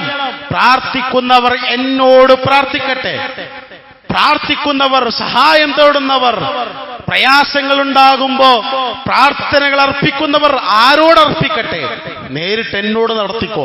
അല്ലെ, ജീവിച്ചിരിക്കുന്ന ഏതെങ്കിലും ഷെയ്ഖിനോട് നടത്തിയിട്ട് ഓല പ്രത്യേകമായ റെക്കമെൻഡേഷൻ കിട്ടി, റിക്വസ്റ്റ് കിട്ടി, അപേക്ഷ കിട്ടിയിട്ട് പടച്ചോൻ ഓന്റെ വിഷയത്തിൽ ഇടപെടുന്ന ഒരു സംഭവമാണ് എന്നല്ല പഠിപ്പിച്ചത്. ഉജീബു ദഅവത ദാഇ ഇദാ ദഅാനി, എന്നോട് പ്രാർത്ഥിക്കുന്നവർ, അല്ലെ, പ്രാർത്ഥിക്കുന്നവർ എന്നോട് പ്രാർത്ഥിക്കട്ടെ, ഞാൻ ഉത്തരം കൊടുക്കാം. പ്രവാചകൻ സല്ലല്ലാഹു അലൈഹി വസല്ലമ പഠിപ്പിച്ചില്ല, വഇദസ്തഅൻത ഫസ്തഇൻ ബില്ലാഹ് ഫൈദാ സഅൽത ഫസ്അലില്ലാ. ചോദിക്കുകയാണെങ്കിൽ പടച്ചോനോട് ചോദിച്ചോ. ഇസ്തിആനത്ത് നടത്തണമെങ്കിൽ പടച്ചോനോട് ഇസ്തിആനത്ത് നടത്തിക്കോ. ഇടയില് ഒരു മനുഷ്യനെ കൊണ്ടുപോയി വെച്ച്, മരണപ്പെട്ട ഖബറിൽ കിടക്കുന്ന ഒരാളെ കൊണ്ടുപോയി, ഒരു മയ്യത്ത് കൊണ്ടുപോയി വെച്ച് ഇടയാളനെ സ്വീകരിക്കണം എന്നല്ല പഠിപ്പിച്ച്. നേരിട്ട് എന്നോട് ചോദിച്ചോ. ചോദിക്കാനുണ്ടോ? പടച്ചോനോട് ചോദിച്ചോ. അള്ളാനോട് നീ ചോദിക്ക്. നീ സഹായം തേടാണോ? പടച്ച റബ്ബിനോട് നേരിട്ട് ചോദിച്ചോന്നാ പ്രവാചകൻ സല്ലല്ലാഹു അലൈഹി വസല്ലം വിളിച്ചത്. യാ അയ്യുഹന്നാസ്, ഹേ ജനങ്ങളെ, റസൂൽ പറയാ, തൂബു ഇലല്ലാഹ് വസ്തഗ്ഫിറു, നിങ്ങൾ അല്ലാഹുവിലേക്ക് തൗബ ചെയ്യണം, പടച്ച റബ്ബിനോട് ഇസ്തിഗ്ഫാറിനെ തേടണം. എന്നിട്ട് അല്ലാഹുവിന്റെ റസൂൽ പറയാ, ഫഇന്നി അതൂബു ഇലല്ലാഹി ഫിൽ യൗമി 100 മറ, ഒരു ദിവസം ഞാൻ 100 വട്ടം പടച്ച റബ്ബിനോട് ഇസ്തിഗ്ഫാർ നടത്തലുണ്ട്. റസൂൽ നേരിട്ട് നടത്തിയ അല്ലാഹുവിനോടാ. എന്നിട്ട് ആ റസൂൽ പഠിപ്പിച്ചത്, തൂബു ഇലല്ലാഹ് വസ്തഗ്ഫിറു, അള്ളാലേക്ക് നിങ്ങൾ തൗബ ചെയ്ത് ഇസ്തിഗ്ഫാർ ചെയ്ത് ഖേദിച്ച് മടങ്ങിക്കൊള്ളിന. ആരോടാ നേരിട്ട് ചോദിക്കാൻ പറഞ്ഞത്? മനുഷ്യരെ, യാ അയ്യുഹന്നാസ്, ഹേ ജനങ്ങളെ, അള്ളാലേക്ക് നിങ്ങൾ തൗബ ചെയ്തോളീന. എന്നാലും നമ്മൾ പറയാ, അല്ല, അള്ള ഒരു പവർ സ്റ്റേഷനാ, അയിമെന്ന് നേരിട്ട് കരണ്ട് വലിച്ചാൽ ട്രാൻസ്ഫോമർ ഇല്ലാതെ, ഇടയിൽ പോസ്റ്റ് ഇല്ലാതെ, വൈദ്യുതി ആഗമന നിഗമന യന്ത്രങ്ങളില്ലാതെ നേരിട്ട് ഇങ്ങനെ കരണ്ട് വലിച്ചാൽ വീട്ടിലുള്ള സകലമാന വൈദ്യുതി ഉപകരണങ്ങളും അടിച്ചു പോകുന്നത് പോലെ നേരിട്ട് പടച്ചോനോട് ചോദിച്ചാൽ അപ്രകാരമാണ് എന്ന് പറഞ്ഞു നടക്കുന്നവർ വിശുദ്ധ ഖുർആന്റെ ആയത്തുകൾക്ക് പക്കായെതിര്, വിശുദ്ധ ഖുർആന്റെ ആശയങ്ങൾക്കെതിരെ. ഒന്നാമത്തത് അങ്ങനെയാ. റബ്ബിനോട് അടുക്കേണ്ടത് അള്ളാഹിനോട് നേരിട്ട് പറഞ്ഞുകൊണ്ടും അള്ളാഹിനോട് നേരിട്ട് പ്രാർത്ഥിച്ചുകൊണ്ടും അള്ളാഹുവിന്റെ അസ്മാഉൽ ഹുസ്നകളും അള്ളാഹുവിന്റെ സിഫത്തുകളും ഒക്കെ ഉച്ചരിച്ചുകൊണ്ട് പ്രാർത്ഥന നടത്തിയിട്ട് റബ്ബിലേക്ക് അടുക്കാൻ സാധിക്കണം. ഇനി രണ്ടാമത്തെ എന്താ? രണ്ടാമത്തേത് തവസ്സുലു ഇലല്ലാഹി തആല ബിഅമലിൻ സ്വാലിഹ്. രണ്ടാമത്തേത് സൽക്കർമ്മങ്ങൾ വഴി. ഖാമ ബിഹി അദ്ദാഇ, പ്രാർത്ഥിക്കുന്നവർ ചെയ്ത സൽക്കർമ്മങ്ങൾ എടുത്തു പറഞ്ഞുകൊണ്ട് പ്രാർത്ഥിക്കുക. ഗുഹയിലകപ്പെട്ട 3 ആളുകളുടെ സംഭവം നമുക്കറിയാം. മഹാനായ ഉമർ ഇബ്നുൽ ഖത്താബ് റളിയല്ലാഹു അൻഹുവിന്റെ മകൻ അബ്ദുല്ലാഹി ഇബ്നു ഉമർ റളിയല്ലാഹു അൻഹു ഉദ്ധരിക്കുന്ന ദീർഘമായ ഒരു ഹദീസിലൂടെ റസൂലുള്ളാഹി സ്വല്ലല്ലാഹു അലൈഹി വസല്ലം പഠിപ്പിച്ചിര, നിങ്ങൾക്ക് മുമ്പ് കഴിഞ്ഞു പോയ സമുദായത്തിലെ 3 ആളുകൾ അവരൊരു യാത്ര പോയി. ആ യാത്രയിൽ അവർ 3 പേരും രാത്രി കഴിച്ചുകൂട്ടാൻ ഒരു ഗുഹക്കുള്ളിൽ അവർ കയറി. ആ സംഭവം നമുക്കറിയാലോ. ആ ഗുഹയിൽ കയറി അവർ വിശ്രമിക്കുമ്പോ വലിയ പാറക്കല്ല് വന്ന് ആ ഗുഹാമുഖത്തെ പൂർണ്ണമായിട്ട് അടച്ചു കളഞ്ഞു. പൂർണ്ണമായിട്ടും ആ ഗുഹാമുഖം അടച്ചു. അവർക്ക് 3 പേർക്കും ആ ഗുഹയിൽ നിന്ന് രക്ഷപ്പെടാൻ മറ്റൊരു വഴിയില്ല. ആ കവാടമാണെങ്കിൽ പാറ വന്ന് അടഞ്ഞു കിടക്കുകയാണ്. പിന്നെ എന്തേ ഇനി മാർഗമുള്ളൂ? അവര് തമ്മ് പറഞ്ഞ് നമ്മൾ ചെയ്ത ഏതെങ്കിലും ഒരു സൽക്കർമ്മം എടുത്തു പറഞ്ഞുകൊണ്ട് റബ്ബിനോട് നമുക്കൊന്ന് പ്രാർത്ഥിച്ചു നോക്കാം. അങ്ങനെ അവർ 3 പേരും ഓരോ സംഗതികളും ഇങ്ങനെ പ്രാർത്ഥിച്ചു. ഒന്നാമത്തെ ആൾ പ്രാർത്ഥിച്ചു മാതാപിതാക്കളുള്ള കടമയെക്കുറിച്ച്. രണ്ടാമത്തെ ആൾ പ്രാർത്ഥിച്ചു അദ്ദേഹത്തിന്റെ സുന്ദരിയായ അദ്ദേഹത്തിന്റെ ഒരു അമ്മാവന്റെ മകളുമായി ബന്ധപ്പെട്ട വിഷയത്തിൽ പടച്ച റബ്ബിനെ സൂക്ഷിക്കാൻ വേണ്ടി ആ പെണ്ണ് പറഞ്ഞപ്പോൾ ഞാൻ എന്റെ റബ്ബിനെ സൂക്ഷിച്ചു എന്ന് അദ്ദേഹം പറഞ്ഞൊരു സംഭവം. മൂന്നാമത്തേത് അദ്ദേഹം മൂന്നാമത്തെ സംഭവം, മൂന്നാമത്തെയാള് തന്റെ പറമ്പിൽ തന്റെ കൃഷിത്തോട്ടത്തിൽ പണിയെടുക്കാൻ തൊഴിലാളികളെ വിളിച്ച് കൃഷി കഴിഞ്ഞ് അവർ തിരിച്ചു പോകുമ്പോൾ ഒരാൾ പൈസ വാങ്ങാതെ പോയി, കൂലി വാങ്ങാതെ പോയി. അങ്ങനെ കുറെ കഴിഞ്ഞപ്പോ ആ മനുഷ്യൻ, ആ ജോലിക്കാരൻ കൂലി അന്വേഷിച്ച് തിരികെ വന്നപ്പോ അതുകൊണ്ടുണ്ടാക്കിയ സകല സമ്പത്തും ആ മനുഷ്യന് വിട്ടുകൊടുത്തു എന്ന് പറഞ്ഞ 3 ആളുകളുടെ സംഭവങ്ങൾ. ആ 3 ആളുകളും പ്രാർത്ഥിച്ചത് അവര് ചെയ്ത സൽക്കർമ്മങ്ങൾ പടച്ച റബ്ബിന്റെ മുമ്പിൽ വെച്ചുകൊണ്ടാണ്. അള്ളാഹിലേക്ക് അടുക്കാനുള്ള രണ്ടാമത്തെ മാർഗം, അള്ളാഹിലേക്ക് അടുക്കുവാനുള്ള, പടച്ച റബ്ബിലേക്ക് അടുക്കാനുള്ള മാർഗം സ്വീകരിക്കുന്നതിലെ രണ്ടാമത്തെ മാർഗമായി കൊണ്ട് പരിശുദ്ധമായ ദീനുൽ ഇസ്ലാം പഠിപ്പിച്ചെന്നത് സൽക്കർമ്മങ്ങൾ എടുത്തു പറഞ്ഞുകൊണ്ട് അള്ളാഹിനോട് പ്രാർത്ഥിക്കുക. ഞാൻ ചെയ്ത ഒരു സൽക്കർമ്മം എടുത്തു പറഞ്ഞിട്ട് ഞാൻ റബ്ബിനോട് പ്രാർത്ഥിക്കുക. ഞാൻ ചെയ്ത സൽക്കർമ്മം എടുത്തു പറഞ്ഞുകൊണ്ട് റബ്ബിനോട് പ്രാർത്ഥിക്കുക. ഇതിലെവിടെയാ ഇടയാളന്റെ ആവശ്യം? അവിടെയും ഇടയാളന്റെ ആവശ്യമില്ല. ഒരു മീഡിയേറ്റർ വേണ്ട. ആ വലിയ പവർ സ്റ്റേഷൻ പോലെയുള്ള റബ്ബിലേക്ക് അടുപ്പിക്കാൻ ഒരു മധ്യവർത്തിയുടെ ആവശ്യം അവിടെയില്ല. കാരണം ഞാൻ ചെയ്ത സൽക്കർമ്മം എടുത്തു പറഞ്ഞുകൊണ്ട് റബ്ബിനോട് പ്രാർത്ഥിക്കുക. രണ്ടാമത്തെ മാർഗാത. ഇനി മൂന്നാമത്തതിലാണ് പലപ്പോഴും നമുക്ക് സംശയം ഉണ്ടാവുക. അവിടെയാണ് നമുക്കിടയിൽ അഭിപ്രായ വ്യത്യാസങ്ങളുള്ളത്. ആ മൂന്നാമത്തെ വിഷയത്തിൽ നമുക്കിടയിൽ വലിയ ഖണ്ഡന മണ്ഡലങ്ങൾ പോലും നടന്നത്. ആ മൂന്നാമത്തെ വിഷയത്തിലാണ് പലപ്പോഴും നമുക്കിടയിൽ അഭിപ്രായ വ്യത്യാസങ്ങളുള്ളത്. എന്താ മൂന്നാമത്തെ വിഷയം? അത്തവസ്സുലു ഇലല്ലാഹി ബിദ്ദുആഇ റജുലി സ്വാലിഹ്. സ്വാലിഹുകളായ മനുഷ്യന്മാരുടെ പ്രാർത്ഥന കൊണ്ട് റബ്ബിലേക്ക് അടുക്കുക. നോക്കിക്കോ, അവിടെയാണ് നമുക്കിടയിൽ അഭിപ്രായ വ്യത്യാസം. നിങ്ങളൊന്ന് ആലോചിച്ച് നോക്ക്. ഇപ്പോ ഈ കേരളത്തിൽ ഈ തവസ്സുൽ എന്ന വിഷയം രണ്ടാമതും ഒരു ചർച്ചയായി. സോഷ്യൽ മീഡിയ വലിയ ചർച്ചകൾ നടന്നുകൊടുക്കുക. അങ്ങോട്ട് ഇങ്ങോട്ട് എന്നൊക്കെ പറഞ്ഞ് സംഘടന തിരിഞ്ഞ് കച്ചറകൾ ഉണ്ടാക്കുന്നവർ, ഇങ്ങനെ ഒരുപാട് ആളുകൾ നമുക്ക് സോഷ്യൽ മീഡിയ കാണാം. എന്നാൽ എന്താണ് ആ വിഷയത്തിലുള്ള മൂന്നാമത്തെ, ഈ തവസ്സുലിന്റെ മൂന്നാമത്തെ വിഷയത്തിൽ, മൂന്നാമത്തെ ഇനത്തിൽ, റബ്ബിലേക്ക് അടുക്കാനുള്ള മാർഗങ്ങളിൽ മൂന്നാമത്തെ മാർഗമായി കൊണ്ട് പരിശുദ്ധമായ ഇസ്ലാം പഠിപ്പിച്ച ഈ വിഷയത്തിൽ എവിടെയാ നമുക്ക് സംശയത്തിന് വകല്ലെന്ന? എന്താണ് മൂന്നാമത്തെ ഇനം? അത്തവസ്സുലു ഇലല്ലാഹി ബിദുആഇ റജുലി സ്വാലിഹ്. സ്വാലിഹായ ഒരു മനുഷ്യന്റെ പ്രാർത്ഥന കൊണ്ട് റബ്ബിലേക്ക് അടുക്കലാണ്. അവിടെയാണ് നമുക്ക് ഇന്ന് ചർച്ചയിലേക്ക് അല്ലെങ്കിൽ സംശയത്തിലേക്ക് വകുപ്പുണ്ടാക്കുന്ന ചർച്ചകൾ നടക്കുന്നത്. ആ ഒരു ഇനത്തിലാണ് ഈ റജുലു സ്വാലിഹ്. ആ സ്വാലിഹായ മനുഷ്യൻ എന്ന് പറഞ്ഞാൽ ജീവിച്ചിരിക്കുന്നവരോ മരണപ്പെട്ടവരോ ചർച്ചയാണ്. ചില ആളുകളായി മരണപ്പെട്ട ആളുകള് സ്വാലിഹുകളായ മരണപ്പെട്ട പോയ ആളുകളോട് പറഞ്ഞ് പിന്നെ അവരുടെ സഹായത്തേട്ടം വഴി അല്ലെങ്കിൽ അവരുടെ പ്രാർത്ഥന റബ്ബിലേക്ക് അടുക്കുക, അല്ലേ? അതാണ് നമ്മൾ എതിർക്കപ്പെടുന്ന ശിർക്കാകുന്ന തവസ്സുൽ എന്ന് പഠിപ്പിച്ചത്. അതാണ് യഥാർത്ഥമായ ഇസ്ലാമിന്റെ പ്രമാണങ്ങൾ എതിർക്കപ്പെട്ട ശിർക്കിന്റെ തവസ്സുലിന്റെ ശിർക്കാകുന്ന തവസ്സുൽ എന്ന് പഠിപ്പിച്ചത് അതാണ്. ഇനി എന്താണ് അതിന്റെ ശരിയായ രൂപം? നോക്കൂ നിങ്ങൾ, പ്രവാചകൻ സല്ലല്ലാഹു അലൈഹി വസല്ലമ തങ്ങൾ ജീവിച്ചിരിക്കുന്ന കാലഘട്ടത്തിലെ ഒരു സംഭവം നമുക്ക് കാണാം. വാസിൽ ഇബ്നു അസ്ഖൽ എന്ന് പറയുന്ന ഒരു സഹാബി ഉദ്ധരിക്കുന്ന ഹദീസിലൂടെ കാണാം, ജാഅ റജുലുൻ ഇലാ റസൂലില്ലാഹി സല്ലല്ലാഹു അലൈഹി വസല്ലം. അല്ലാഹുവിന്റെ റസൂലിന്റെ അടുക്കലേക്ക് ഒരു മനുഷ്യൻ വന്നു. പ്രവാചകൻ സല്ലല്ലാഹു അലൈഹി വസല്ലമ ആ സമയത്ത് ഖുതുബ നിർവഹിക്കാൻ മിമ്പറിലേക്ക് കയറാൻ നിൽക്കാൻ. ആ സമയത്ത് ആ പ്രവാചകന്റെ അടുക്കലേക്ക് ആ മനുഷ്യൻ വന്നിട്ട് പറഞ്ഞു, യാ റസൂലല്ലാഹ്, അല്ലാഹുവിന്റെ റസൂലേ, ഹലകത്തിൽ മവാശി വതഖത്തഅതി സുബുൽ ഫദഉല്ലാഹ ഫദഅ റസൂലുള്ളാഹി സല്ലല്ലാഹു അലൈഹി വസല്ലം. ആ മനുഷ്യൻ വന്നിട്ട് പറഞ്ഞു, റസൂലേ, ഞങ്ങളുടെ നാട്ടിൽ മഴയില്ല, ഞങ്ങളുടെ നാട്ടിൽ വലിയ പട്ടിണിയാണ്, വലിയ ദാരിദ്ര്യമാണ്, ഞങ്ങളുടെ കന്നുകാലികളൊക്കെ ആ വെള്ളം കിട്ടാതെ ഭക്ഷണം കിട്ടാതെ ചത്തൊടുങ്ങുകയാണ്. പ്രവാചകരെ, നിങ്ങൾ അല്ലാഹുവിനോട് പ്രാർത്ഥിക്കണം. അങ്ങനെ പ്രവാചകൻ സല്ലല്ലാഹു അലൈഹി വസല്ലമ ഫദഅ റസൂലുള്ളാഹി സല്ലല്ലാഹു അലൈഹി വസല്ലം, റസൂൽ പ്രാർത്ഥിച്ചു. എന്നിട്ട് റിപ്പോർട്ട് ചെയ്യുന്ന സഹാബി പറയാ, ഫമുതിർനാ മിനൽ ജുമഅത്തി ഇലൽ ജുമഅ. എന്നിട്ട് പ്രവാചകൻ ആ പ്രാർത്ഥന പ്രാർത്ഥിച്ചപ്പോ ആ വെള്ളി മുതൽ തൊട്ടടുത്ത വെള്ളി വരെ ഞങ്ങൾക്ക് മഴ ഇങ്ങനെ ലഭിച്ചുകൊണ്ടിരുന്നു. സമൃദ്ധമായ മഴ ലഭിച്ചു.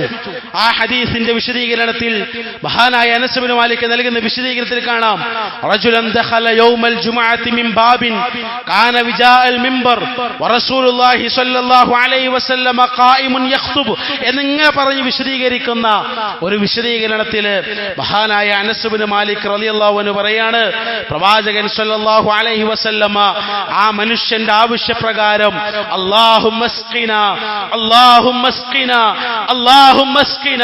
അല്ലാഹുവേ ഞങ്ങൾക്ക് മഴ കൊണ്ട, അല്ലാഹുവേ ഞങ്ങൾക്ക് മഴ നൽക് എന്നിങ്ങനെ 3 തവണ പ്രാർത്ഥിച്ചു. എന്നിട്ട് അനസ് ഇബ്നു മാലിക് പറയാ, വലാ വല്ലാഹി മാ നറാ ഫിസ് സമാഇ മിൻ സഹാബിൻ വലാ ഖസഅതൻ വലാ ഷൈഅൻ വമാ ബൈനനാ വബൈന സൽഇൻ മിൻ ബൈത്തിൻ വലാ ദാരിൻ. അനസ് ഇബ്നു മാലിക് പറയാ, വല്ലാഹ്, അല്ലാഹുവാണ് സത്യം. പ്രവാചകൻ സല്ലല്ലാഹു അലൈഹി വസല്ലമ തങ്ങൾ ഈ പ്രാർത്ഥന പ്രാർത്ഥിക്കുന്നത് വരെ ആകാശത്തൊരു കാർമേഘത്തെ ഞങ്ങൾ കണ്ടിട്ടില്ല. ആകാശത്തൊരു കാർമേഘമില്ലായിരുന്നു. പക്ഷേ പ്രവാചകൻ